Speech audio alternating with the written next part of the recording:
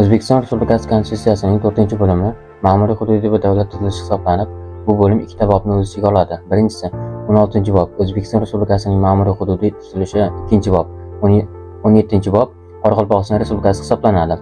Birinchi galda biz 16-bob, ya'ni O'zbekiston Respublikasining ma'muriy hududiy tuzilishi haqida gaplashib o'tamiz. O'zbekiston Respublikasi viloyatlar, shaharlar, qishloqlar, ovullar, shuningdek Qoraqalpog'iston Respublikasidan iborat.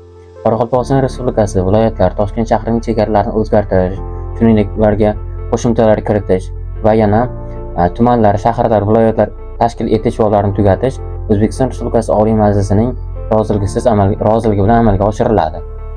Yuqorida ta'kidlab o'tganimizdek, 2-bobi 17-bob, ya'ni Qoraqalpog'iston Respublikasi deb nomlanadi. Bu bo'limda asosan Qoraqalpog'iston Respublikasi haqida gap ketadi. Suveren Qoraqalpog'iston Respublikasi O'zbekiston Respublikasi tarkibiga kirib, uning suverenitetigi O'zbekiston Respublikasi tomonidan mustahkamlangan. Suveren Qoraqalpog'iston Respublikasining Konstitutsiyasi O'zbekiston Respublikasiga zid bo'lishi mumkin emas va O'zbekiston Respublikasining Konstitutsiyasi Qoraqalpog'iston Respublikasida ham majburiy hisoblanadi.